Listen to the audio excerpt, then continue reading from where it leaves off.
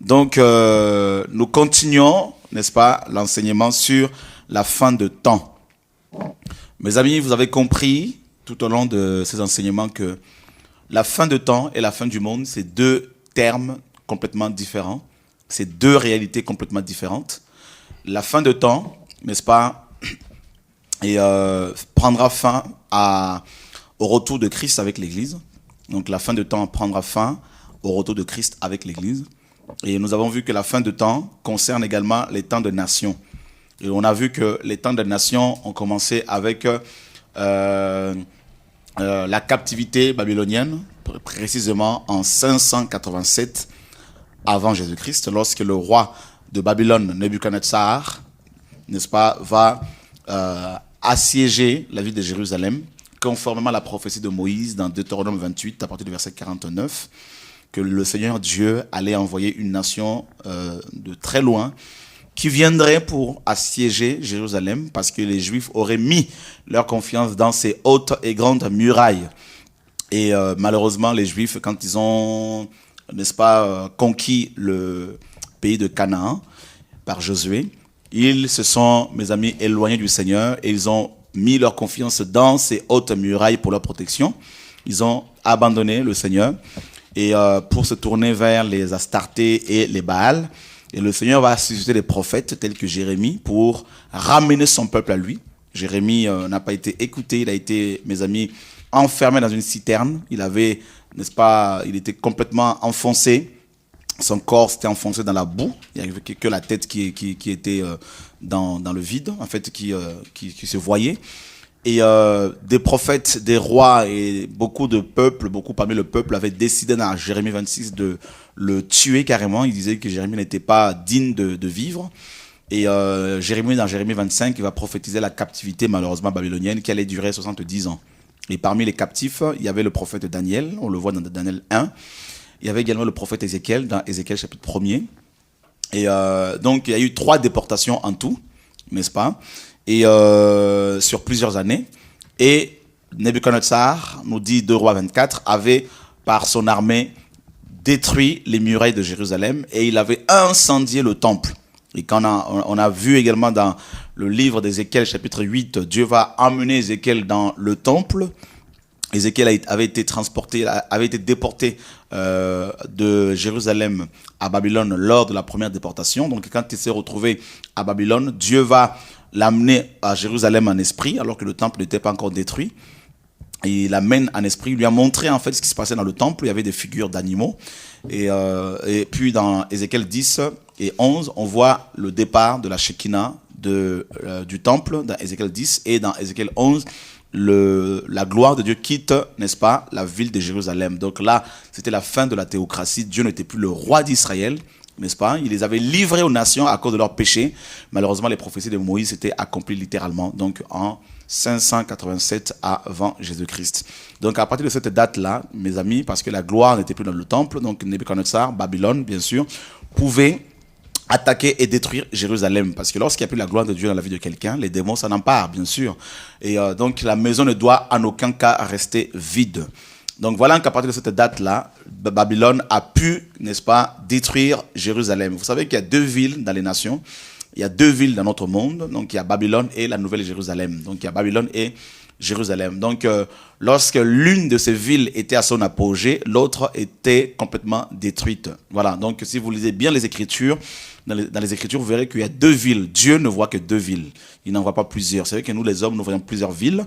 On parle de Paris, on parle de Londres, on parle de New York, tout ça, New Jersey, tout ce que vous voulez. Mais Dieu n'en voit que 2, Babylone et la Jérusalem. Donc soit vous êtes dans l'une ou dans l'autre. Alors ces 2 villes se sont toujours livrées, n'est-ce pas, une bataille acharnée. Et voilà que Babylone va conquérir, n'est-ce pas, Jérusalem. Et puis les Juifs vont être déportés à Babylone. Et là-bas, beaucoup d'entre eux vont commencer à servir, n'est-ce pas, les dieux étrangers. Et les dieux carrément païens. Alors, mes amis, à partir de cette date-là, Dieu a livré, n'est-ce pas, Israël aux nations. Voilà pourquoi on parle du temps des nations.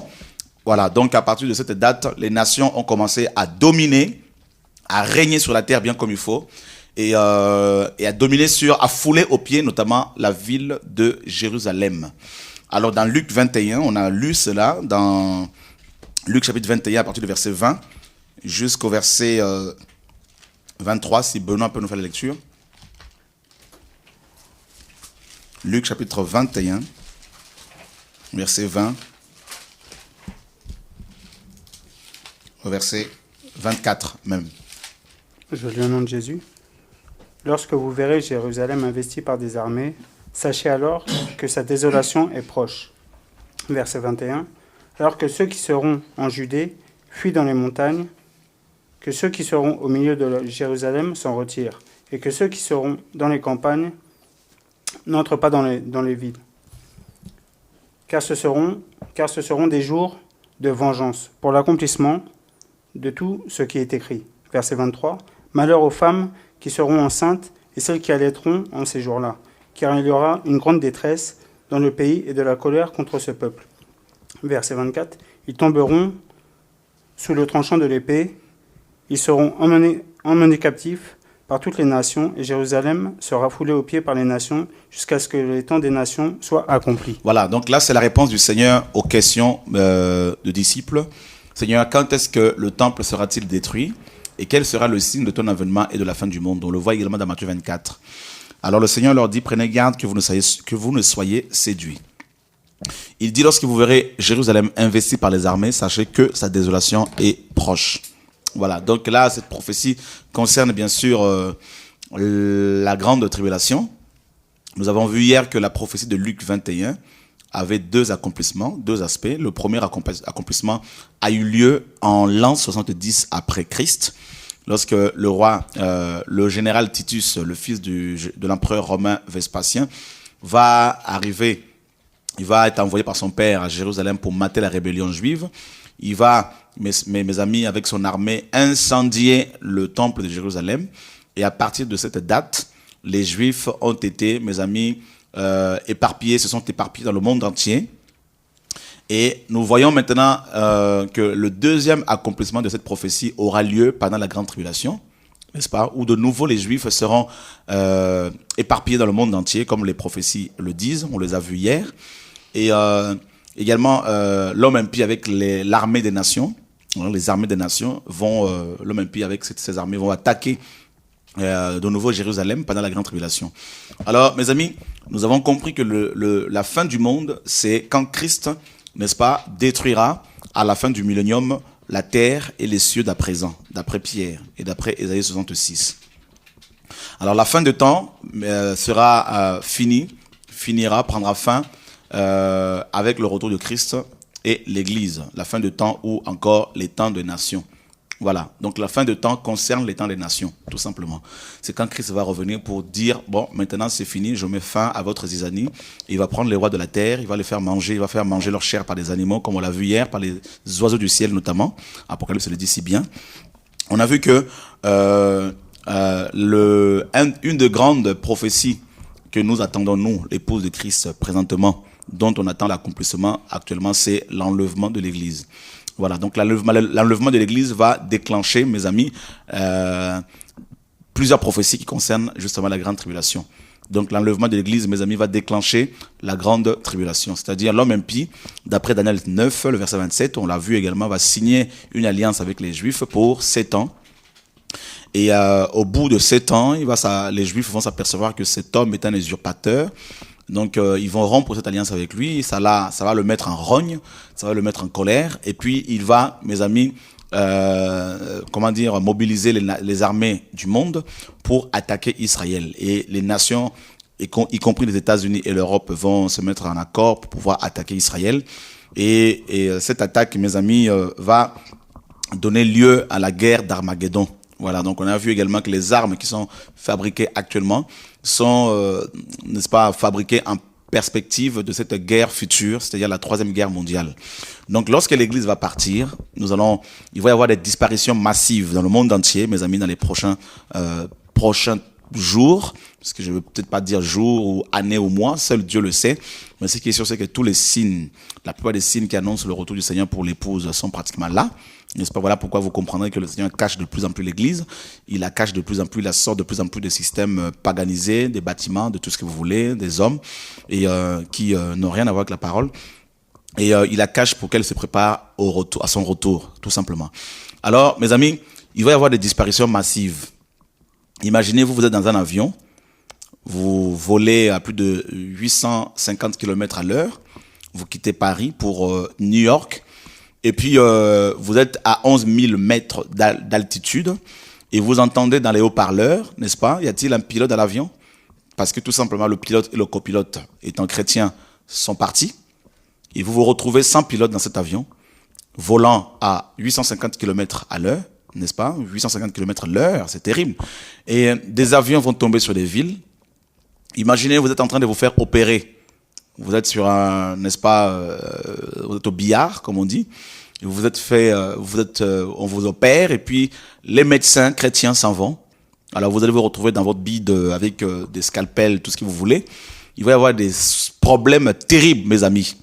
Alors, il y aura des problèmes, parce que Gilbert qui est avec moi ce soir, ça va être terrible si tu peux rapprocher ton micro, parce que je crois que tu vas aussi parler un peu ce soir, et tellement que tu es rare, et à cause de la charge que le Seigneur t'a confiée. Et il va y avoir des choses, parce que Gilbert, terribles. Alors imaginez, vous êtes dans un train roulant à plus de, mes amis, 350 km l'heure pour aller, vous êtes de Paris, vous allez de Paris à Marseille, et le machiniste chrétien s'en va. Mes amis, il va y avoir des catastrophes que le monde n'a jamais connues. Et alors, ça va être le chaos total. Et vous imaginez, vous êtes un homme marié, votre femme craignant Dieu s'en va, vous vous réveillez à 3 heures du matin, vous cherchez à la toucher comme d'habitude, chérie, et voilà, madame n'est plus là. Vous allez vous réveiller pour aller la chercher dans la salle de bain, elle n'y est pas. Vous allez dans la cuisine, elle n'y est pas non plus. Et vous prenez vos téléphones pour appeler le SAMU ou les pompiers ou la police. On vous dit, messieurs, vous avez demandé à la police, attendez parce que la ligne est tellement saturée, parce que aucune famille de la terre ne peut être touchée par cet événement. Toutes les familles seront touchées de près ou de loin. Également, chez les policiers, chez les gendarmes, tout le monde sera touché, mes amis. Alors, ça va être terrible. Alors, il y aura tellement de souffrances sur la terre, il y aura tellement de pleurs dans le monde entier, des parents qui vont pleurer leurs enfants, et inversement, des enfants qui vont pleurer leurs parents, des maris qui vont chercher leurs femmes, et des femmes qui vont chercher leurs maris. Et voilà pourquoi la Bible nous dit que ce sera un événement, mes amis, que le monde n'a jamais connu. Voilà pourquoi de ce chaos, justement, sortira l'homme impie, comme nous dit Apocalypse 13, la bête qui monte de la mer. La mer, on l'a vu hier, c'est Thalassa en grec. Thalassa qui veut dire simplement le lieu du chaos. Donc ce tohu, bohu, comme Genèse 1 nous dit. Vous voyez, nous revenons dans Genèse 1 en fait. Pardon. Et là, mes amis, de ce chaos-là, ce Thalassa, cette mer-là, de désordre, justement, sortira l'homme impie. Voilà, donc c'est là que l'homme impie, justement, au départ de l'église, va se présenter officiellement au monde pour apporter la solution, parce que les gens vont tellement dans la souffrance, et les gens vont tellement pleurer leur famille, mes amis, qu'ils vont demander à ce qu'il y ait un homme politique rapidement, qui soit élu à la tête des nations pour la diriger, n'est-ce pas, pour les diriger. Et parce qu'il va y avoir des catastrophes. Vous êtes dans un taxi, le taxi est complètement chrétien, il s'en va et vous vous retrouvez sur l'autoroute, mes amis, en roulant à 120 km à l'heure ou 130. Alors imaginez un peu le chaos qu'il va y avoir dans le monde entier, mes amis. Ça va être terrible. Alors c'est là que l'homme impie va venir justement pour se présenter. Il va être acclamé par tous, bien comme il faut. Il va être accepté, il va être adulé. Et Thalassa, on nous l'écrit, Thalassa. Donc, vous savez, il y a une émission qui s'appelle Thalassa. Les écrivains du Nouveau Testament ont utilisé plusieurs termes pour parler du monde. Donc, le premier terme, c'est cosmos. Hein, le grec utilise le cosmos pour parler de la beauté et de l'harmonie par rapport au monde, pour parler de l'harmonie, de l'ordre. Et le deuxième terme que les écrivains bibliques ont utilisé pour parler du monde dans le Nouveau Testament, justement, c'est Thalassa. Et Thalassa, c'est le chaos. Voilà, donc Thalassa donne en français chaos ou encore mer. On voit ce terme dans Apocalypse 13:1, la bête qui monte de la mer, tout simplement Thalassa. Alors vous voyez que Thalassa, là, c'est après le départ de l'église, en fait, il va y avoir Thalassa, c'est-à-dire la mer, le désordre, le chaos. tohu. Le tohu est bohu en hébreu. Donc c'est le lieu du chaos, du désordre, mes amis. Alors c'est là que l'homme impie, la bête, va monter, va venir, et tout le monde va l'acclamer, tout le monde va l'accepter. Et il va, mes amis, et c'est là qu'il va commencer à combattre les Juifs tout de suite. Il va commencer à attaquer Israël avec les nations, avec l'ONU notamment, les casques bleus, tout ce que vous voulez. Et ils vont agresser les Juifs, et ça va être la grande tribulation, parce que comme on a vu dans Jérémie 30, que la grande tribulation est une période d'angoisse pour Jacob. En fait, pendant la grande tribulation, les Juifs vont être tellement persécutés parce qu'ils vont refuser d'adorer cet homme, l'homme impie, qui va s'asseoir dans le temple, qui va réclamer à ce qu'on l'adore. Le temple sera souillé, comme Matthieu 24, 15 le dit, lorsque vous verrez l'abomination dont a parlé le prophète Daniel, établi en lieu saint, que celui qui lit fasse attention. On sait que en l'an 168 avant Jésus-Christ, le roi de Syrie, Antiochus Épiphane, avait, mes amis, parce qu'en fait à cette époque, il y avait une guerre entre les Juifs orthodoxes et les Juifs hellénisés, c'est-à-dire les Juifs qui parlaient le grec, qui voulaient à tout prix que les Grecs les dominent. Il y avait un conflit entre ces deux camps juifs, n'est-ce pas? Et alors Antiochus Épiphane avait compris cela, et il voulait maintenant supprimer l'objet de ce conflit, c'est-à-dire la loi juive, la Torah. Et cette décision prise par ce roi de Syrie, en l'an 68 avant Jésus-Christ, avait provoqué la guerre des Maccabées. C'est-à-dire une famille, dont des enfants de Matthias, un souverain sacrificateur. Et cette guerre, mes amis, va être tellement grande, tellement terrible. Et Antiochus Épiphane, ce roi de Syrie, avait à cette époque, mes amis, fait cesser le sacrifice perpétuel. Et il avait sacrifié un porc dans le lieu très saint. Et cela avait provoqué la colère de Maccabée. Et voilà, donc Daniel, dans Daniel 11, 31, en avait parlé. Et Jésus dit que cette profanation va se perpétrer, va se répéter à la fin de temps. Et effectivement, 2 Thessaloniciens chapitre 2 en parle. Paul dit que l'homme impie va s'asseoir dans le temple, se proclamant lui-même Dieu. Alors, justement, après l'enlèvement de l'église, il va s'asseoir dans le temple qui va être reconstruit à Jérusalem et il va le profaner. Et cela va provoquer de nouveau la colère des Juifs orthodoxes. Et l'homme impie ne va pas accepter ce refus des Juifs de l'adorer. Et il va les persécuter comme pas possible. Et les Juifs seront persécutés, mes amis, comme ils ont été persécutés par Pharaon. On le verra tout à l'heure dans Exode. Comment Moïse avait été envoyé là-bas pour combattre Pharaon. Et Pharaon va être celui qui va être utilisé par l'ennemi pour persécuter les Hébreux. Et ils vont être persécutés également comme ils l'ont été en Allemagne lors de la Deuxième Guerre mondiale par Hitler. Vous voyez que l'histoire ne fait que se répéter. Et l'histoire se répétera justement lors de la grande tribulation. Les Juifs seront de nouveau persécutés. Et on a vu hier que Joël 3, Zacharie 14 et Michée 4 nous disent clairement que les Juifs seront, pendant la grande tribulation, persécutés, violés. Les femmes vierges seront violées. Les jeunes gens seront complètement donnés aux prostituées, tout ça, et la ville de Jérusalem sera coupée en deux. Clairement, il y aura un État palestinien, on a vu toutes ces choses-là. Et mes amis, maintenant, pendant la grande tribulation, il y aura aussi, en fait, ce qu'on appelle la colère de Dieu. C'est ce que nous allons développer ce soir, c'est-à-dire le jugement de cette coupe de la colère de Dieu. Parce qu'il y a une telle confusion actuellement dans beaucoup d'églises où beaucoup de chrétiens, on leur dit de plus en plus que l'église va traverser la grande tribulation, va passer par la grande tribulation. C'est complètement erroné, c'est complètement faux. Lisons la parole du Seigneur dans le livre de 1 Thessaloniciens, chapitre 1er. Benoît, s'il te plaît, le verset 9. 1 Thessaloniciens, chapitre 1er. Nous lisons le verset 9 au verset 10. Voilà, 1 Thessaloniciens chapitre 1er, le verset 9 au verset 10. Je lis au nom de Jésus. Donc 1 Thessaloniciens chapitre 1er, du verset 9 au verset 10. On raconte à notre sujet quel accès nous avons eu après... Pardon.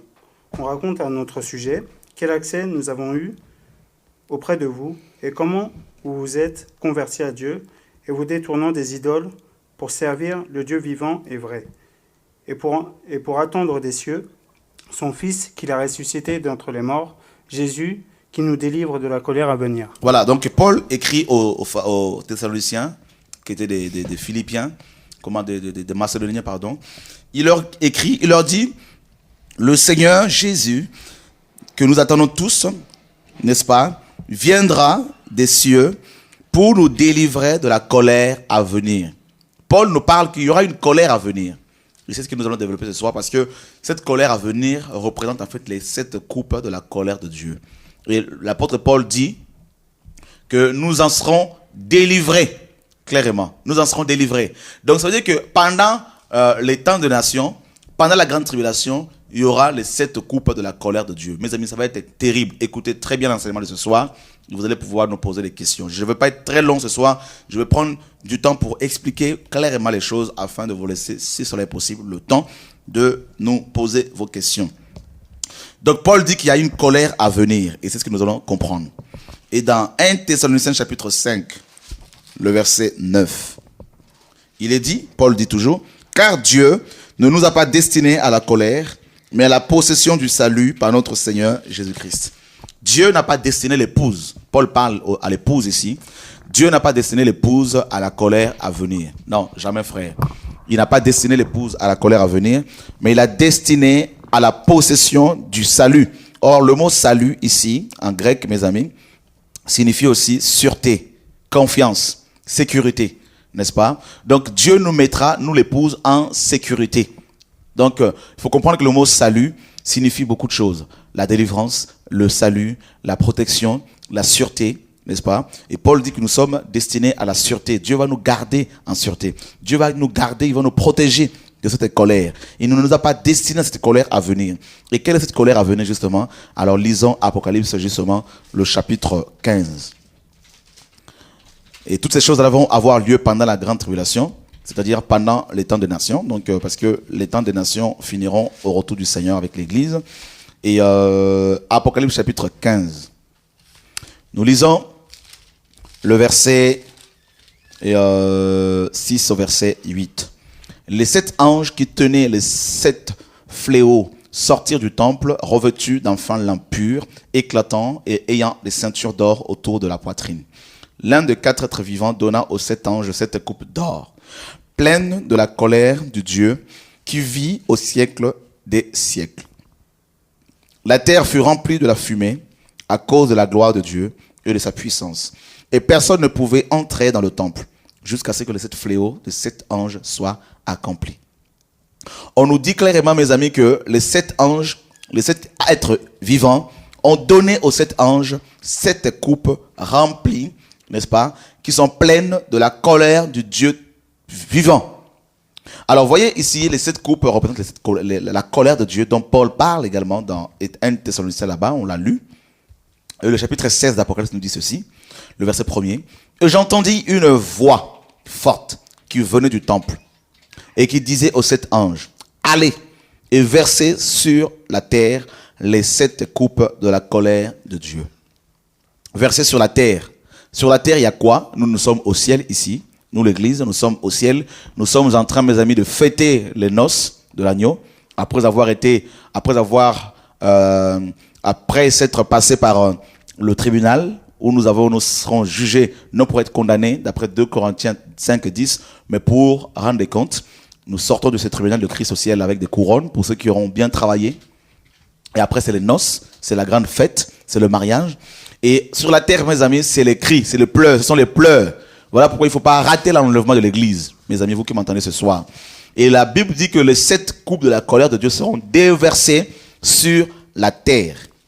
Le verset 2 d'Apocalypse 16 nous dit, « Le premier alla, et il versa sa coupe sur la terre.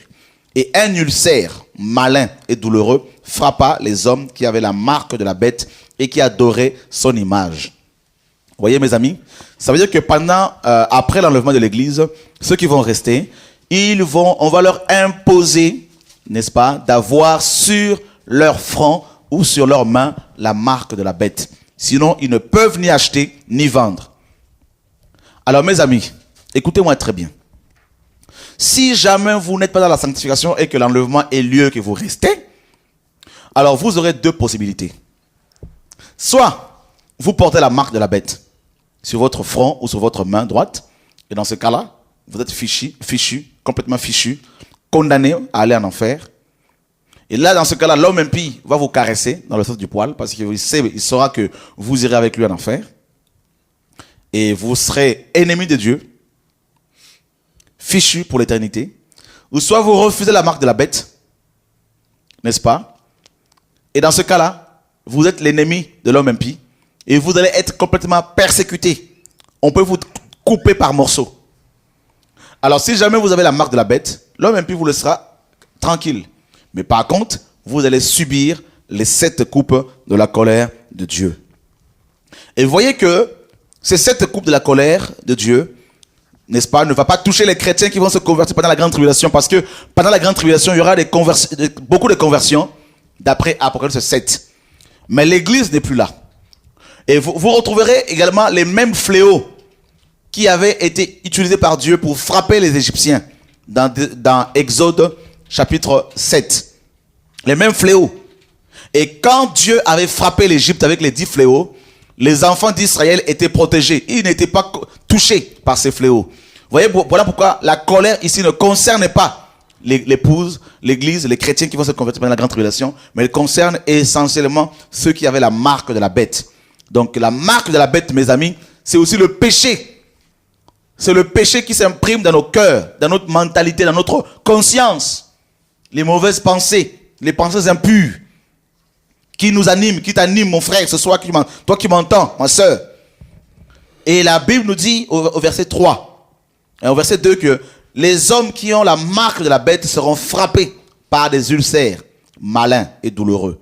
Alors mes amis, je ne sais pas si vous avez déjà souffert d'ulcères comme Job. Je peux vous assurer que mes amis, ça va. Ces ulcères vont durer 3 ans et demi parce que la grande tribulation va durer 3 ans et demi.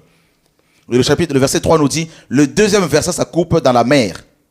Et elle devint du sang, comme celui d'un mort. Et tout être vivant mourut. Et tout ce qui était dans la mer mourut. Mes amis, ça veut dire que tous les poissons, vous qui aimez le poisson, tous les poissons vont mourir, tous. Et ça, c'est terrible. Et le troisième verset, ça coupe dans les fleuves et dans les sources des eaux. Et ils devinrent du sang. Et j'ai entendu l'ange des eaux qui disait, tu es juste, toi qui es et toi qui étais. Tu es saint, parce que tu as exercé ce jugement. Car ils ont versé le sang des saints et des prophètes. Et tu leur as donné du sang à boire. Et ils le méritent. Et j'ai entendu un autre ange de l'autel qui disait, oui Seigneur, Dieu Tout-Puissant, tes jugements sont véritables et justes. Mes amis, ça va être terrible. Ça veut dire que pendant la grande tribulation, mes amis, il n'y aura pas de l'eau, mes amis, l'eau minérale. Alors vous qui aimez boire, nous avons été créés pour boire, mes amis. Vous savez, vous pouvez ne pas boire du coca, boire du jus d'orange, mais par contre, ne pas boire de l'eau, c'est compliqué. Parce que si vous ne buvez pas, vous aurez des problèmes de santé, Vous savez, vous allez mourir de soif. En fait, pendant 3 ans et demi, mes amis, il n'y aura pas d'eau, n'est-ce pas, potable sur la planète Terre. Parce que toutes les sources d'eau seront, mes amis, polluées. Ce sera du sang. Et on retrouve ces mêmes fléaux dans Exode 7 là-bas, en Égypte. L'histoire ne fait que se répéter. Donc en fait, les enfants d'Israël en Égypte, mes amis, Pharaon était l'image de l'homme impie. Mes amis, et les enfants d'Israël qui étaient à Gozen étaient comme l'église qui était enlevée, protégée, n'est-ce pas? Complètement protégée de ces fléaux. Donc Dieu n'a pas destiné ces fléaux à l'église. Mais c'est pour les gens qui auront la marque de la bête. Et je peux vous assurer que présentement, de plus en plus de gens sont marqués, sans se rendre compte, par le péché. Le péché auquel tu es lié, mon ami. Ce soir, écoute-moi bien. Le péché qui t'anime. La convoitise, l'impudicité, l'adultère, le mensonge, la sorcellerie, la haine, le manque de pardon. Tout ce péché, mes amis, les gens sont de plus en plus marqués. La cupidité, l'amour de l'argent, l'hypocrisie, toutes ces choses-là. L'amour du matériel. Toi qui veux être avec les gens par intérêt. Toi qui ne veux pas faire la volonté du Seigneur. Qui veux utiliser ton ministère pour pouvoir t'enrichir. Écoute, tu peux maintenant te réjouir parce que c'est le temps des nations. Mais quand l'église partira, là tu sauras ce que c'est le Dieu de la Bible, mes amis. Là, il n'y aura plus la grâce. Là, on verra la colère de Dieu. Mes amis, la Bible nous dit dans Hébreux 11, mes amis, c'est une chose terrible que de tomber entre les mains du Dieu vivant. Mes amis, vous pouvez avoir des problèmes avec les hommes. Mais celui qui a des problèmes avec Dieu, qui peut le défendre? Mes amis, si tu as des problèmes avec le Seigneur, qui peut te défendre? Dis-moi un peu. Qui peut aujourd'hui se lever et te défendre réellement? Donc, Hébreux chapitre 10, verset 31 nous dit, c'est une chose terrible de tomber entre les mains du Dieu vivant. Hébreux 10, 31. C'est une chose terrible. Et là, c'est ce que ces gens vont vivre ici, mes amis. Alors, le verset 8. Là, nous sommes à la 4e coupe. Le 4e versa sa coupe sur le soleil. Et il lui fut donné de brûler les hommes par le feu. Oh mon Dieu. Les hommes furent brûlés par une grande chaleur. Ce n'est pas la canicule qu'on a connue, mes amis, ici, il y a quelques années, où il y a eu plus de 30 000 morts en France. Et ils blasphémèrent le nom du Dieu qui avait l'autorité sur ces fléaux. Et ils ne se repentirent pas pour lui donner gloire. Ça veut dire que, pasteur Gilbert, une fois que tu as la marque de la bête, même si Dieu te frappe, tu ne peux plus te convertir. Voilà pourquoi, mes amis, ceux qui ont goûté aux choses célestes, comme Hébreux 6 le dit, ceux qui ont été éclairés par le Saint-Esprit, qui ont goûté aux puissances du siècle à venir et qui sont tombés, il est impossible à ces gens de revenir à Dieu. Voilà pourquoi, mes amis, quand un pasteur, un chrétien qui avait manifesté l'onction tombe dans le péché, et s'il ne fait pas attention, s'il ne se repent pas pour demander la délivrance, il va continuer, va cacher son péché. Or, quand on cache son péché, on s'expose à l'esprit d'égarement. Et là, mes amis, Dieu va enlever le Saint-Esprit, et c'est l'esprit d'égarement qui vient. Et là, même si Dieu te frappe, tu ne vas plus être attentif à cela, au jugement, et tu t'enfonces jusqu'à aller en enfer. Et là, ici, on voit carrément que le soleil va les brûler. Mes amis, je ne sais pas si vous avez déjà été exposé au soleil. Mes amis, le soleil est à des années-lumière de la terre. Mais pourtant, quand le soleil, mes amis, brille dans toute sa force, chacun de nous se cache. Il fait tellement de fois chaud que même mes amis, les climatisations les plus puissantes, mes amis, ne tiennent pas. Alors imaginez ici la 4e coupe, mes amis, qui va, mes amis, rapprocher le soleil de la terre. Et la Bible nous dit que les hommes seront brûlés par une grande chaleur. Et au lieu de se convertir, ils vont encore blasphémer. Voilà pourquoi, des fois, quand Dieu frappe quelqu'un qui vit dans le péché, ne soyez pas étonnés si vous voyez la personne s'endurcir encore. Comme cet apôtre en Allemagne à qui Dieu a donné des précisions, a donné des avertissements que s'il ne se repent pas, il va le frapper. Alors il va carrément aujourd'hui allez dire à cet apôtre que je mesure 1m67. Eh bien, qui m'achète un cercueil. Vous voyez, mes amis, un des signes d'un homme qui est frappé par l'esprit d'égarement, qui n'a plus le Saint-Esprit. Au lieu de se repentir, il s'entête. Il pense que c'est l'homme qui a prophétisé, alors qu'au lieu de mettre sa vie en règle, parce qu'il va avec les femmes d'autrui, il ne veut pas être repris, mes amis. Et on n'a pas peur de tous ces propos, parce que la parole est claire. Quand Ananias et Saphira avaient péché, Pierre avait même dit, on va vous enterrer. Alors, ils ont été enterrés. Est-ce qu'on a enfermé Pierre quelque part? La parole de Dieu est digne de confiance. Si Pierre a vécu ces choses-là, alors pourquoi pas nous? Alors il n'y a pas peur à avoir, vous qui êtes en Allemagne là-bas, ne soyez pas peureux. Dénonçons le système de ces hommes, et ils ne vont pas nous tuer. La parole est claire, nous les aimons, mais nous dénonçons leur pratique. Voilà, que Dieu soit béni. Donc vous voyez que quand Dieu frappe les gens qui sont déjà condamnés, n'est-ce pas, qui sont déjà destinés en enfer, qui sont devenus les fils et les filles de la perdition, ils ne peuvent plus se repentir. Il n'y a plus rien à faire. Il n'y a plus rien à faire, frères et sœurs. Donc il faut on ne peut même plus prier pour eux. Ça ne sert à rien. Parce que s'ils n'écoutent plus Dieu, qu'est-ce que vous pouvez faire? Il n'y a plus rien à faire. Alors sauvez votre vie vous-même. Alors vous voyez ici que quand Dieu va les frapper par le soleil, ils ne vont même plus se repentir, mes amis. Ils vont continuer, mes amis, à maudire le Seigneur, à maudire Dieu, à blasphémer. Oui, parce qu'ils sont habitués au blasphème. Alors vous savez que le blasphème, mes amis, contre le Saint-Esprit est un péché impardonnable. Et dans 1 Jean 5, à partir du verset 4, à partir du verset 16 là-bas, Jean nous demande de ne pas prier pour ceux qui blasphèment. Ça ne sert à rien. Il dit, si vous voyez quelqu'un pécher, commettre un péché qui mène à la mort, ne priez pas pour lui. Or, le péché qui mène à la mort, bien comme il faut, c'est le blasphème contre le Saint-Esprit. 1 Jean chapitre 5, à partir du verset 16 là-bas. Benoît, merci de rectifier. Alors, mes amis, ça c'est la 4e sceau. La 4e coupe, pardon. Le 4e, on ne parle pas de sceau, c'est la 4e coupe. Voilà, précisément. La 5e coupe, c'est le verset 10 d'Apocalypse 16. Le 5e versa sa coupe sur le trône de la bête. Et son royaume fut couvert de ténèbres. Les hommes se mordaient la langue de douleur. Qu'est-ce que ces hommes vont faire? Au lieu de se repentir, ils blasphémèrent le Dieu du ciel à cause de leur douleur et de leurs ulcères. Vous voyez que les ulcères, mes amis, étaient encore là. Ça veut dire que ces douleurs ne vont que s'accentuer. Il va y avoir, mes amis, une addition, une accumulation des douleurs. Ça, c'est terrible. Et ils ne se repentirent pas de leurs œuvres. Et ça, c'est terrible, mes frères et sœurs. C'est terrible. Or, la Bible nous dit que le jugement de Dieu a pour objectif de nous ramener à la raison. de nous amener à la repentance. Hein? Et ça, c'est terrible, c'est terrible, ça, c'est terrible. Et au lieu de se repentir, ils continuent à se paganiser, ils continuent à maudire encore Dieu.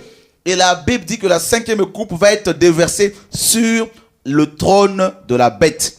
Or, dans Apocalypse 13, là-bas, on nous dit que Satan a donné son trône, donnera son trône à la bête.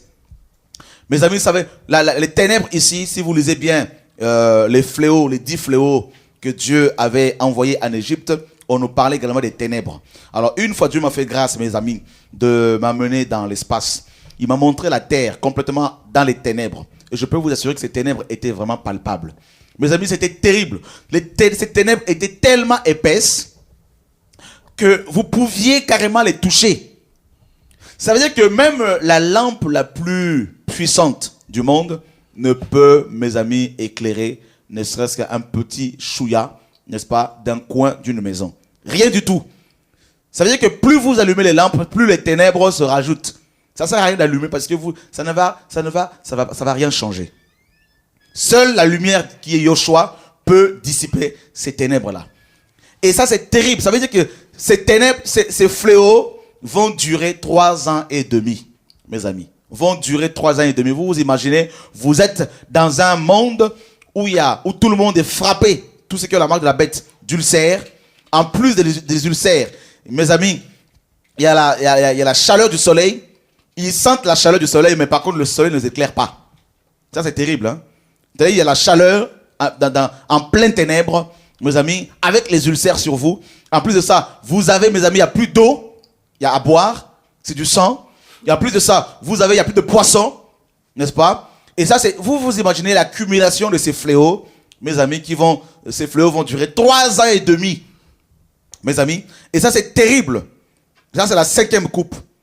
Le 6e ange versa sa coupe sur le grand fleuve, l'Euphrate, et son eau tarit, pour préparer la voie au roi qui vient de l'Orient. Alors là, ils vont vraiment tâtonner complètement. Et là, c'est la 6e coupe, n'est-ce pas? C'est pour préparer la guerre d'Armageddon. Et c'est une guerre qui aura lieu en Israël et dans les ténèbres, mes amis. Dans les ténèbres. Et ces soldats, ces rois qui vont combattre les Juifs auront des ulcères partout dans le corps. Mes amis, ça va être terrible. Ils vont saigner de partout, mes amis. Imaginez un peu la scène. Essayez d'imaginer un peu ce qui va se passer. Vous qui voulez rester à l'enlèvement, je vous encourage, mes amis, à vous sanctifier, s'il vous plaît.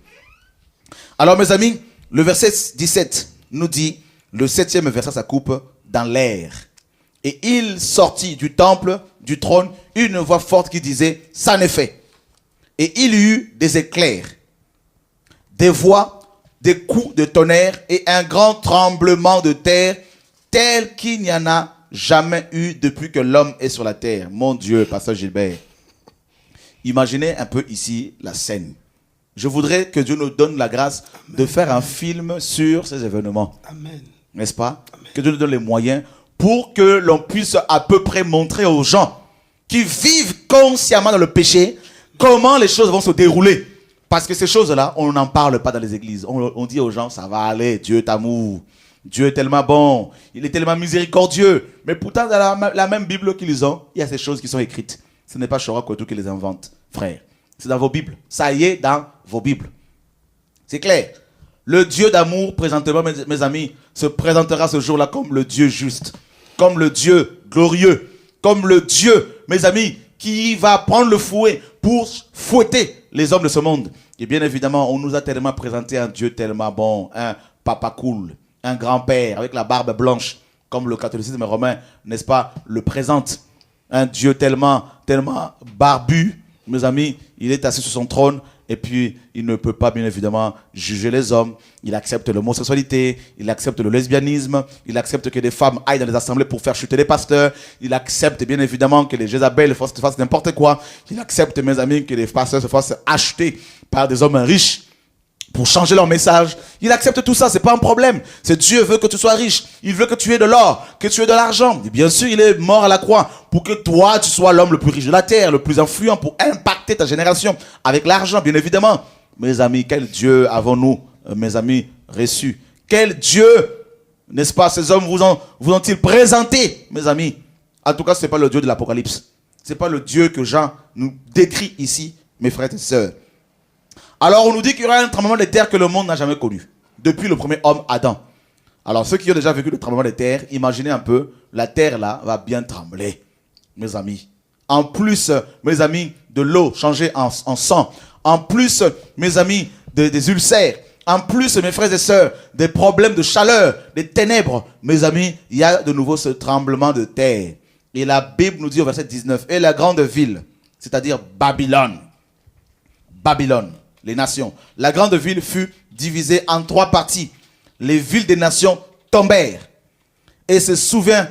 Et Dieu se souvint de Babylone la grande pour lui donner la coupe du vin de son ardente colère.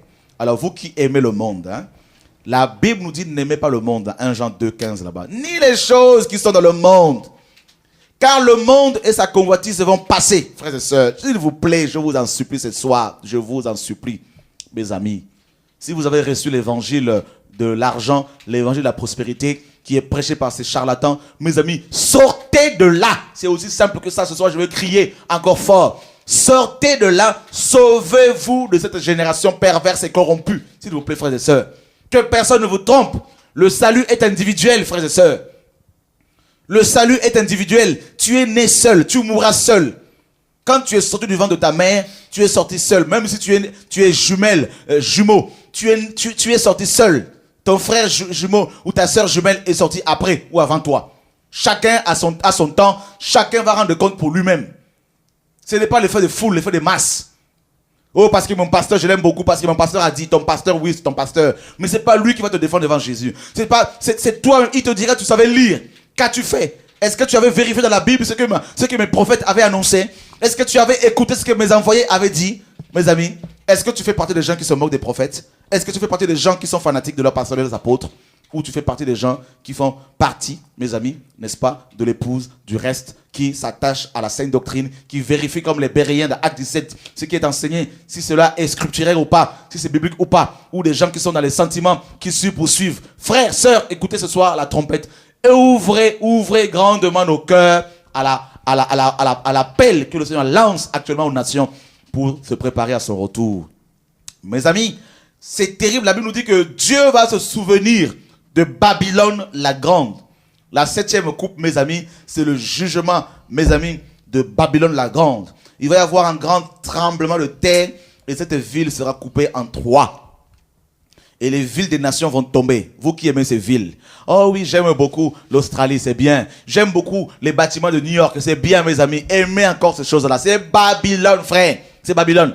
Dieu va détruire toutes ces choses-là, mes amis. Et vous mettez vos confiances dans ces choses, dans de la poussière, dans de la terre, mes amis. C'est de la terre. Ces choses-là sont sorties de la terre. C'est de la poussière. Nous sommes de la poussière. Nous retournerons dans la poussière. Nous sommes, mes amis, qui es-tu? Qui es-tu, toi qui m'entends ce soir? Tu es de la poussière. D'où viens-tu? Tu viens de la poussière. Et où vas-tu? Tu vas à la poussière. Voilà ce que nous sommes, frères. Alors, à quoi bon perdre le salut à cause de ces futilités, ces choses tellement superficielles, tellement banales, mes amis. Et on perd le salut. On perd, mes amis, la vision que Dieu nous a donnée. On perd l'appel, on perd l'onction, on perd le message à cause de ce bien matériel. À cause de ce... Mes amis, l'heure est grave. L'heure est grave, s'il vous plaît. Ne soyez pas de ceux-là qui veulent épouser les riches pour faire leur ministère. Mes amis, ne mélangeons pas les choses divines avec les choses matérielles. Ne mélangeons pas les choses de Dieu avec les choses de ce monde, frère. Mélangeons, nous avons, mes amis, à nous attacher à la parole de Dieu, à nous attacher à la personne de Yoshua HaMashiach. Nous devons nous attacher à Christ et à lui seul. Si tu es tombé dans un péché, ce soir, Dieu te dit, je te donne encore une opportunité de te repentir, de revenir encore à moi. Ce soir, écoute bien la voix de Dieu. Dieu te dit, je te donne encore le temps. À cause de mon amour pour toi, je t'invite à la repentance. Car je ne t'ai pas destiné à la colère à venir, mais à la possession du salut, de la vie éternelle. Et la Bible nous dit au verset 20 de Apocalypse 16, toutes les îles s'enfuirent. Oh là là, toutes les îles, la Martinique, la Guadeloupe, Madagascar, l'île de la Réunion, toutes ces îles-là, mes amis, vont s'enfuir. Et la Bible nous dit que les montagnes ne furent pas retrouvées. Les montagnes, ici les montagnes représentent également les nations, n'est-ce pas? Dans la Bible, les montagnes représentent les nations aussi. Et aussi bien les montagnes physiques que les nations. Toutes ces montagnes, mes amis, vont disparaître, nous dit la parole. Et une grosse grêle, dont les grêlons pesaient un talent, tomba du ciel sur les hommes. Et les hommes blasphémèrent Dieu. Mes amis, à 3 reprises, ils ont blasphémé à cause du fléau de la grêle. Parce que ce fléau était très grand. Mes amis, les grêlons vont commencer à tomber sur les gens. Vous avez déjà vécu une pluie de grêlons, non? Hein? Mes amis, vous avez vu comment ça casse les voitures? Eh bien, ici, là, les grêlons, je ne sais pas combien ça va mesurer. Ça va être, les grêlons seront plus gros que les têtes des hommes. Alors imaginez maintenant, vous qui vous cachez dans vos maisons, les grêlons vont détruire les bâtiments, vont détruire vos toits. Vous allez vous cacher où? Parce que la Bible nous dit que les montagnes vont disparaître également. Vous allez vous cacher où? Dans les cavernes? Les cavernes, mes amis, tout ça là, ça va partir. Mes amis, ça va être terrible, terrible, terrible ce jour-là. Voilà pourquoi, mes amis, Dieu nous invite maintenant à la repentance. C'est aujourd'hui et non demain. Et regardez ce que Dieu nous dit dans Ésaïe, chapitre 26. Le verset 20 au verset 21. Tu peux nous lire cela, Benoît, si c'est possible. Ce soir, Dieu nous appelle à la repentance, tous, autant que nous sommes. Tous, apôtres, prophètes, docteurs, évangélistes, tous, moi le premier, autant que nous sommes. Mes amis, on ne se moque pas de Dieu. C'est qu'un homme aura semé, il le moissonnera. Dieu n'est pas ton grand-père, Dieu n'est pas ton petit copain, Dieu n'est pas papa cool. Dieu est un Dieu juste, saint, pur, glorieux, mes amis, plein de bonté, plein d'amour, mais il n'est pas seulement amour, il n'est pas seulement, il est le Dieu de la justice. Donc je lis Ésaïe chapitre 26 versets 20 et 21. Va, mon peuple, entre dans tes chambres et ferme tes portes derrière toi. Cache-toi pour quelques instants, jusqu'à ce que la fureur soit passée. Car voici que l'Éternel sort de sa demeure pour châtier la faute des habitants de la terre. Et la terre découvrira le sang, elle ne couvrira pas plus les cieux qui ont été tués. Voilà. Plus ceux qui ont été tués. Va, mon peuple, entre dans ta chambre. Alors vous comprenez pourquoi, mes amis, présentement, Dieu appelle l'Église à rentrer dans sa chambre. Et vous vous rappelez de Matthieu 7, lorsque vous priez, hein, le Seigneur le dit, hein, donc on va le lire. Hein. Matthieu chapitre, merci Saint-Esprit pour la grâce que tu nous accordes ce soir de comprendre les mystères cachés de tout le temps. Matthieu chapitre 6, le verset 5 au verset 6. Lorsque vous priez, ne soyez pas comme les hypocrites qui aiment à prier debout dans les synagogues et au coin des rues pour être vus des hommes. Je vous le dis en vérité, ils ont leur récompense. Mais quand tu pries, entre dans ta chambre, ferme ta porte et prie ton Père qui est là, dans le lieu secret. Et ton Père qui voit dans le secret te le rendra. Alors vous voyez que ici, la chambre représente l'intimité. N'est-ce pas? Et quand Dieu dit dans Ésaïe ici, 36, 20, 21, va, mon peuple, entre dans ta chambre. Et il a dit la même chose dans Apocalypse 18, 4. Sortez du milieu d'elle, mon peuple. Dieu aime son peuple, frère. Dieu t'aime. Mon frère, ma soeur, toi qui vis dans le péché, Dieu aime son peuple. Dieu te dit, entre dans ta chambre, c'est-à-dire, entre dans ton intimité, entre dans mon intimité. Je te veux dans ma présence. Je te veux. Mes amis, on a tellement glorifié le ministère. Beaucoup de gens parlent beaucoup plus de leur ministère que de l'intimité avec le Seigneur. Beaucoup de gens parlent plus de leur beau ministère, belle prestance, belle voix, leurs aptitudes musicales. Plus de ces choses, ils en parlent que de leur intimité. Ce que Dieu veut, ma soeur, mon frère, ce n'est pas que tu chantes, que tu prêches. Ce qu'il veut, c'est que tu sois dans son intimité. Est-ce que tu es quelqu'un qui aime l'intimité avec le Seigneur ou est-ce que tu es quelqu'un qui a du mal à t'enfermer pendant quelque temps pour prier, méditer, lire la parole? Voyez mes amis, le Seigneur dit, va mon peuple, entre dans ta chambre. Il dit ça quand? Ben ça c'est pendant à notre génération, présentement et aussi pendant la grande tribulation. Entre dans ta chambre, c'est-à-dire le lieu de l'adoration, l'intimité. Voilà pourquoi Dieu sort de plus en plus, Pasteur Gilbert, les chrétiens des systèmes religieux et il les fait rentrer dans leur chambre. Hein? Les églises de maison, notamment les lieux secrets où on ne le voit pas forcément, ils sont cachés. Hein? Comme en Chine, les églises souterraines, les églises, mes amis, complètement cachées, qui ne sont pas babylonisées. Et les conducteurs ont adopté un profil bas. Ils sont cachés. Ils ne sont pas sur des affiches. Ils ne sont pas des stars, des vedettes qu'on doit acclamer, adorer. Mes amis, ils sont cachés. Ils donnent toute la gloire au Seigneur. Entre dans ta chambre et ferme la porte derrière toi. Comme le Seigneur l'a dit là-bas, hein, ferme la porte derrière toi. N'est-ce pas, Pasteur Gilbert? Amen. Il a si bien dit, on peut le relire encore dans Matthieu 6 là-bas. Il dit clairement, hein, il dit ceci, il dit lorsque tu pries, ne sais pas, il dit, mais quand tu pries, entre dans ta chambre et ferme ta porte. Vous voyez, non? Quand on rentre dans sa chambre là, on ferme la porte. C'est-à-dire, qu'il n'y ait plus, mes amis, une issue, n'est-ce pas, pour permettre aux démons de revenir, pour permettre, mes amis, à la sorcellerie, aux doctrines étrangères, aux péchés de revenir, n'est-ce pas? C'est les églises dans les catacombes également, les églises primitives, hein, qui étaient dans les catacombes, dans les maisons cachées, mes amis. La porte fermée, c'est-à-dire la porte spirituelle, mes amis, pour ne pas donner accès à l'ennemi. Et Dieu dit, ferme la porte derrière toi, cache-toi pour quelque temps, n'est-ce pas? Cache-toi pour quelques instants. C'est-à-dire, cache-toi pour quelques instants pendant que ma colère éclate.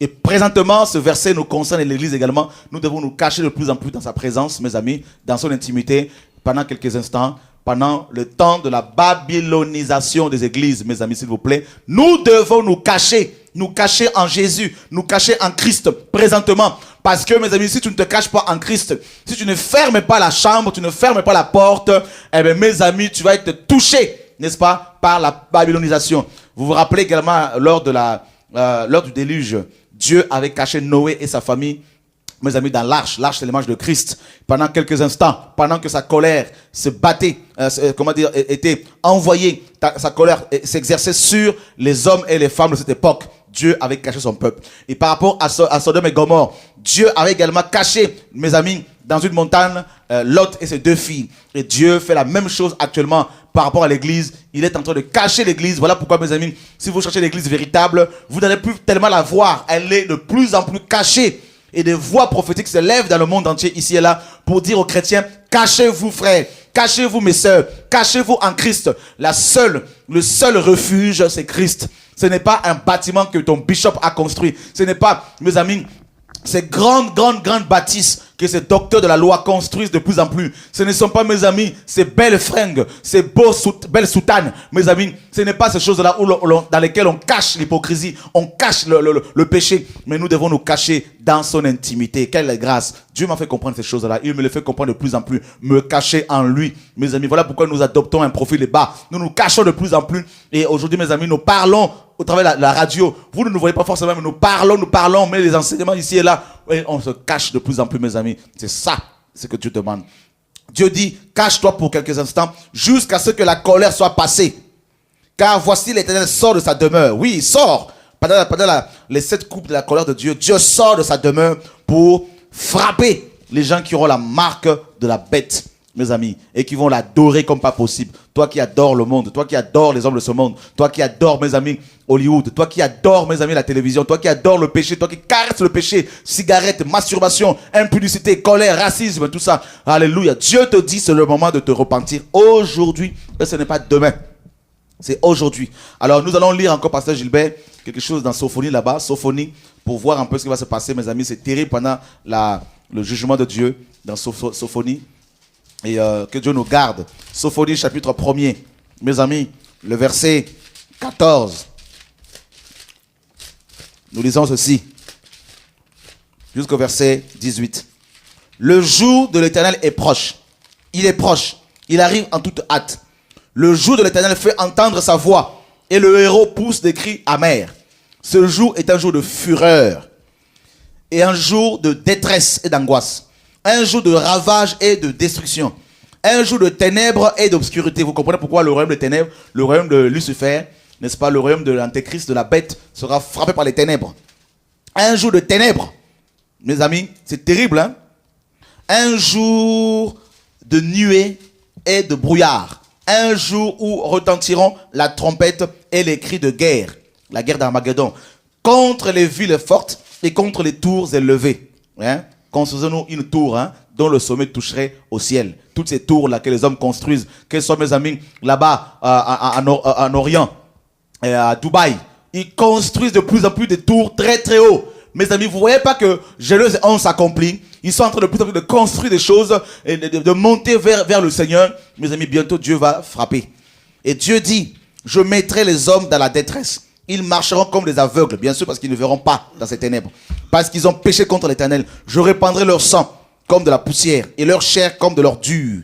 Ni leur argent, ni leur or ne pourront les délivrer. Oui, toi qui aimes or, toi qui aimes l'argent, toi qui aimes l'or, continue à aimer ces choses-là. Continue à approvisionner ton compte bancaire. Mes amis, garde cet argent, amasse encore bien comme il faut. Alors que Matthieu 6 nous dit, ne vous amassez pas, le Seigneur dit, de l'or et de l'argent sur la terre, mais amassez là-haut. Au jour de la fureur de l'Éternel, par le feu de sa jalousie, tout le pays sera consumé, car il détruira soudain tous les habitants du pays. Et mes amis, ça va être terrible le jour de l'Éternel. Le jour de l'Éternel, un jour de vengeance, un jour de ténèbres, mes amis. Et la parole est claire, nous sommes suffisamment avertis. Nous avons les Écritures, nous pouvons vérifier ce que je vous dis ce soir, mes amis. Vous comprenez que Dieu parle. Dieu nous a déjà suffisamment avertis. Mes amis, nous a totalement avertis. Encore ce soir, Dieu t'avertit. Toi qui tardes encore, toi qui t'accroches encore au péché, Dieu t'avertit grandement. Mes amis, ça va être terrible pour ceux et celles qui vont rater, mes amis, l'enlèvement de l'Église et qui vont avoir la marque de la bête. Ils vivront la colère de Dieu, les 7 coupes de la colère de Dieu, mes amis. Et maintenant, ceux qui vont refuser, ceux qui vont rester à l'enlèvement, ceux qui ne vont pas partir à l'enlèvement et qui vont se convertir pendant la grande tribulation et qui vont refuser la marque de la bête, mes amis, beaucoup seront tués. Beaucoup seront égorgés. Beaucoup seront brûlés vifs. Beaucoup seront... C'est de part et d'autre. Hein, vous ne pouvez pas échapper à la grande tribulation si vous restez à l'enlèvement. Alors, autant vous accrocher maintenant pour partir à l'enlèvement de l'Église. Tout dépend de vous. Ne remettez pas au lendemain les choses que vous devez faire maintenant. Ne dites pas, nous avons encore le temps. Que personne ne te trompe, mon frère. Toi qui as perdu la foi à cause de ton pasteur. Toi qui as baissé les bras. Écoute-moi très bien. Tu fais ce que tu veux, mais sache seulement une chose, Dieu t'appellera en jugement. Tu peux me dire tout ce que tu veux, mais la communion fraternelle est biblique. Tu dois retrouver la communion fraternelle, même même dans une église où il y a seulement 4 personnes, retrouve la communion fraternelle. Que Dieu nous garde. Que Dieu nous garde. On nous a caché ces choses, on vous les a cachées dans les églises, on vous a tellement voilé. La Bible nous dit dans 2 Corinthiens 3 que lorsqu'on lit Moïse, un voile est jeté sur leur visage, à partir du verset 13. Voilà pourquoi, mes amis, le voile religieux est jeté sur beaucoup de chrétiens, sur beaucoup de pasteurs, d'apôtres, de prophètes, des écoles théologiques. Et voilà pourquoi ces choses-là ne sont plus enseignées. Et on enseigne quoi? On enseigne, mes amis, sur les futilités, les choses qui vont passer. Et on nous cache ces réalités, mes amis. Et beaucoup vont se retrouver dans la grande tribulation et ils vont crier contre le pasteur en disant: oh, pasteur, tu m'avais trompé. Oh, pasteur, tu m'avais pas averti. Mais malheureusement aussi, beaucoup de pasteurs ne sont même pas avertis. Beaucoup ont été également trompés par leurs pasteurs. Et leurs pasteurs ont été aussi trompés par les leurs. Et ainsi de suite, mes amis. Alors imaginez un peu ce qui va se passer ce jour-là. Voilà pourquoi, mes amis, la Bible nous dit que jusqu'au temps des nations, à la fin des nations, Jérusalem sera foulée aux pieds. Jusqu'à ce que le temps des nations soit accompli. Ça veut dire que Dieu dit aux nations, aux rois de ce monde: moquez-vous de moi, ce n'est pas un problème. Agissez comme si c'est vous qui régnez. Agissez comme si c'est vous qui êtes Dieu. Alors qu'il est écrit dans Romains 13, toute autorité vient de Dieu. Moquez-vous du Créateur. Moquez-vous de Dieu. Voilà pourquoi Dieu dit que celui qui est saint se sanctifie encore. Que celui qui est pur se purifie encore dans Apocalypse 22. Mais que celui qui est impur, mes amis, que celui qui est souillé se souille encore. Parce que Dieu dit, parce que tu t'entêtes, parce que tu crois être fort, tu crois être plus puissant que moi, tu crois être plus puissant que moi au point où tu t'amasses beaucoup d'argent et tu ne veux même pas me craindre. Alors ce n'est pas un problème. Continue encore à te souiller, continue encore à te moquer de moi, continue encore à me narguer. Mais Dieu dit, il a arrêté un temps où il va juger le monde. Mes amis, la Bible le dit clairement que Dieu a arrêté un temps où il va juger les nations. Les nations ne pourront pas s'y échapper. Aucun homme ne peut se dérober à la colère de ce Dieu tout-puissant, mes amis. Et je prie que Dieu me pardonne, que Dieu pardonne mes péchés. Je crie ce soir, je dis: Seigneur, pardonne mes péchés. Je veux, Seigneur, posséder le salut. Je veux garder mon salut jusqu'à la fin, mes frères et sœurs. Voilà pourquoi, s'il faut me repentir, je le ferai. Je le ferai sans tarder. Que Dieu me pardonne, que Dieu nous pardonne, frère. Nous voulons aller jusqu'au bout. Paul, même le grand apôtre, dans Philippiens 3, au verset 7, il disait: je n'ai pas encore atteint la perfection. Je cours vers le but. Il dit: mes amis, mais je cours non comme à l'aventure, dans 1 Corinthiens 9. Et je frappe comme battant l'air. Il dit, je traite durement mon corps. Je le tiens assujetti de peur d'être désapprouvé après avoir enseigné aux autres. Mes amis, que personne ne vous trompe. C'est le temps de se réveiller. C'est le moment de se réveiller. La Bible nous dit dans Romains 11, mes amis, à partir du verset 13, 14 là-bas, maintenant, mes amis, c'est le temps de se réveiller du sommeil. Romains, mes amis, nous lisons Romains chapitre 11, le verset 11 au verset 12. Cela importe d'autant plus, vous savez en quel temps nous sommes. Vous le savez, frères et sœurs, vous qui me suivez ce soir. Vous savez en quel temps nous sommes. C'est le temps de la grande tribulation qui commence à venir. Mais bientôt nous allons partir à l'enlèvement, avant que ce temps ne commence bien comme il faut. C'est le temps du nouvel ordre mondial. On l'a dit la dernière fois, le 2 avril 2009, à Londres, le G20 a donné naissance au nouvel ordre mondial. C'est-à-dire l'accomplissement de Somme 2, l'accomplissement de Genèse 11, l'accomplissement de Daniel 2, Daniel 7, l'accomplissement, mes amis, aussi petit à petit de Apocalypse 13, quoique ce n'est pas encore bien comme il faut le cas par rapport à Apocalypse 13, c'est la grande tribulation, mais on voit déjà ces choses qui se mettent en place. Vous savez en quel temps nous sommes. Vous qui m'entendez ce soir, vous savez que beaucoup d'églises sont paganisées. Vous savez en quel temps nous sommes. C'est l'apostasie, mes amis, généralisée. C'est l'apostasie totale. Vous le savez bien comme il faut. En quel temps nous sommes. La crise économique, mes amis. Des pasteurs qui chutent. Des pasteurs qui cachent la vérité. Des chrétiens qui ont peur de dénoncer, de dire la vérité. Vous savez en quel temps nous sommes. Des mères tuent leurs propres enfants. Vous savez en quel temps nous sommes, frères et sœurs. Les problèmes économiques, les problèmes liés, mes amis, au climat. Nous savons, vous savez en quel temps nous sommes. Celui qui ne sait pas ne peut pas se préparer.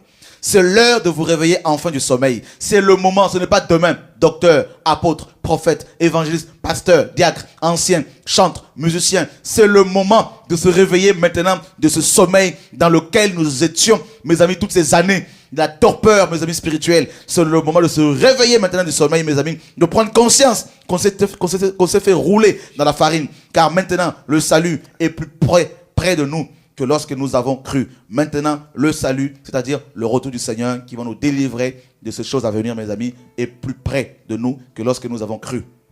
La nuit est avancée.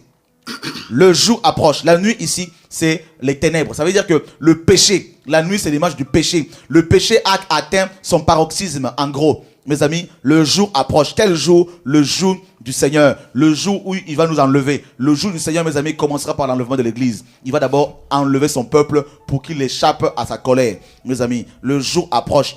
Dépouillons-nous donc des œuvres de ténèbres. Alors c'est la circoncision du cœur. Il faut se dépouiller du péché. Si tu sais que le péché est en toi ce soir, quel que soit ce péché, la haine, le racisme, le mensonge, la cupidité, mes amis, l'égoïsme, toutes ces choses-là. Si tu sais que ce péché te lie, mes amis, la masturbation, c'est le moment de t'en débarrasser totalement.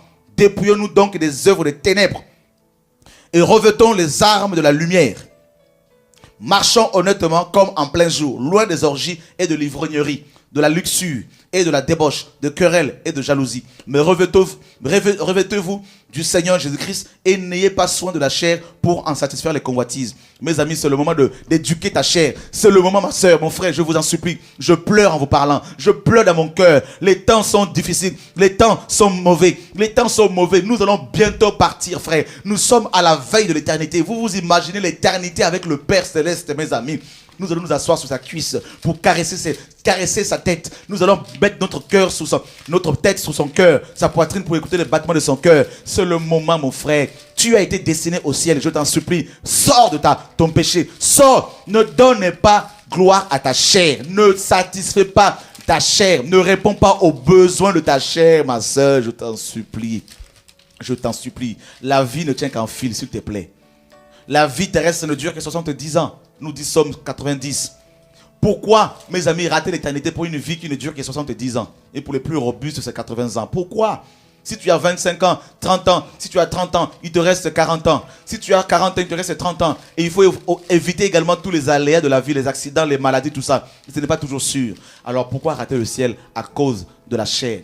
La chair, on la nourrit, on la protège, on répond à ses besoins. La chair te dit, habille-moi de telle manière, donne-moi telle chose, donne-moi tel homme, donne-moi tel mari, donne-moi telle femme, donne-moi telle chose. Et tu réponds toujours aux besoins de la chair, alors que Galates 5 nous dit que la chair a des désirs contraires à ceux de l'esprit. Il ne faut pas répondre aux besoins de la chair. débarrassons-nous de la chair. Tu me diras, frère Shoah, qu'est-ce qu'il faut faire? Alors débarrasse-toi de ta chair. Crie à Dieu ce soir. Crie à Dieu de toutes tes forces, de toute ton âme. Crie à ce Créateur. Lui seul, non moi, ni mes frères et sœurs avec moi.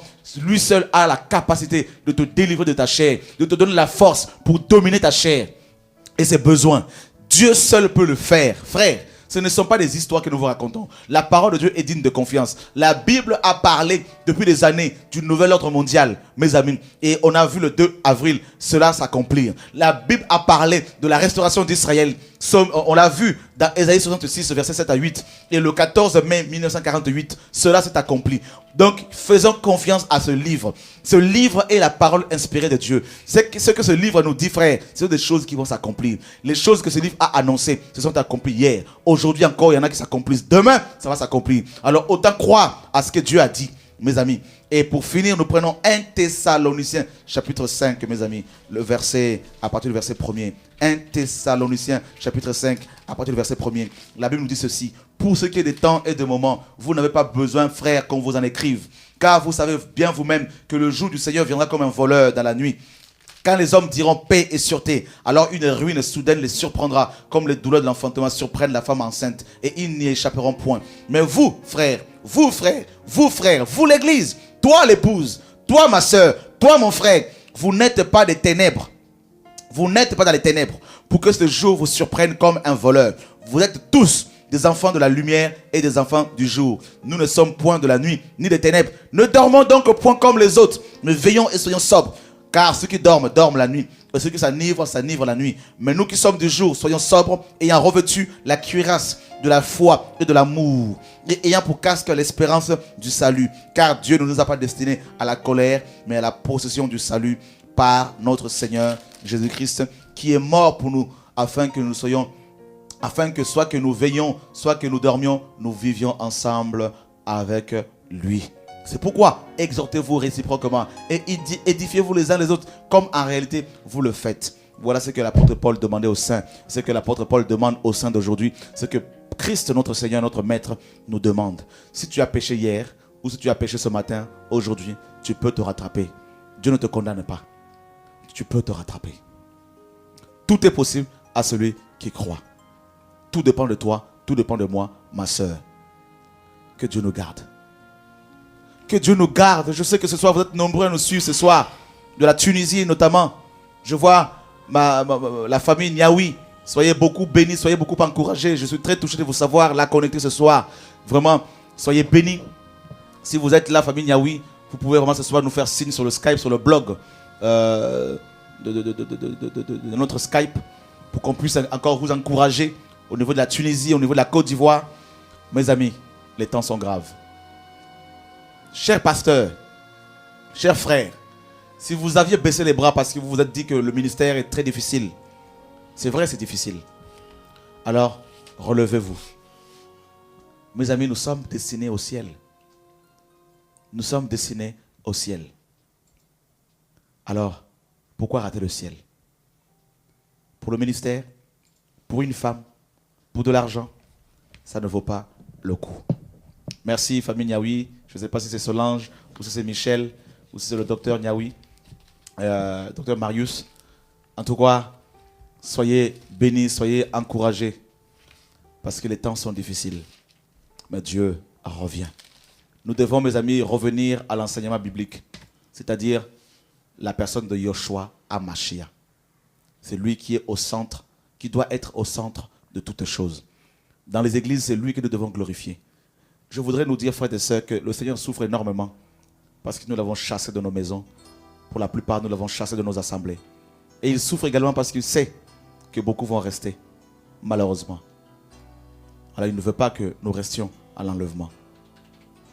Mes amis, le peu de temps qui nous reste, utilisons-les, ces temps-là, utilisons-les correctement. Comme Ephésiens 5, mes amis, 16 le dit. Ephésiens chapitre 5 nous dit, frères et sœurs, rachetez le temps, car les jours sont mauvais. Ça veut dire que le temps coûte cher maintenant. Rachetez le temps, car les jours sont mauvais. Alors il faut racheter. Si tu avais perdu le temps, tu dois le rattraper. Tu dois le racheter. C'est aujourd'hui et non demain.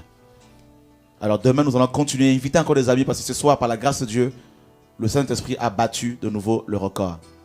261 familles de connectés d'ici et là. Demain, ne vous inquiétez pas, nous sommes là encore. Et nous allons parler, mes amis, du jugement des nations. Comment ça va se passer? Comment l'Église va juger les nations? Comment les 12 tribus vont juger les 12 tribus, les 12 apôtres vont juger les 12 tribus d'Israël? On va parler de toutes ces choses-là demain. Et nous vous laissons maintenant le temps de poser des questions, de nous appeler au 01 60 79 14 65. Pasteur Gilbert. Oui, apôtre Chora, je suis vraiment ravi vraiment de ce message de ce soir, vraiment parce que j'ai fait un film pendant que tu lisais Apocalypse 5, j'ai fait un film, je me suis dit qu'on doit se repentir. Ce sera terrible. Tout ce que la Bible a énuméré par rapport à la colère de Dieu, on doit se repentir aujourd'hui. En tant que pasteur, apôtre, tout ce que nous savons, on doit se repentir. Et pendant que tu disais, pendant que tu apportais ce message, hier j'en avais un peu parlé aussi, les temps de la fin. Comme tu disais, ce qui arriva du temps de Noé arrivera de même au jour du Fils de l'homme. On doit se préparer pour l'avènement de l'Église. Moi, quand je vois ça, à chaque fois quand le péché atteint un niveau apôtre, Dieu frappe toujours. À l'époque de Noé, le péché avait atteint un niveau, Dieu avait frappé. Au temps de Lot également, c'est pareil. À notre époque, je peux nous dire, apôtre, depuis l'arrivée de l'Internet, comme tu le sais, il y a eu explosion de péché dans la totalité. Mais je crois que Christ à la porte, vraiment. Tout à fait. Christ à la porte. Bonsoir. Vous vous appelez comment? Vous nous appelez d'où? Allô? Non, je m'appelle de Quimper. Vous nous appelez d'où? De Quimper, en Bretagne. Quimper, ouais. D'accord. Alors, en fait, moi, ma question, enfin, je ne sais pas si c'est une question, mais je voulais plus... Oui, c'est une question. En fait, aujourd'hui, j'ai regardé... Je suis congolaise de nationalité. Donc, j'ai regardé les informations sur le Congo. J'ai vu qu'il y a eu une dame qui parlait, en fait, qu'avant les élections, ils sont partis avec la première dame... Ils sont partis à Rome, ensuite à Lourdes pour prier pour la paix au Congo.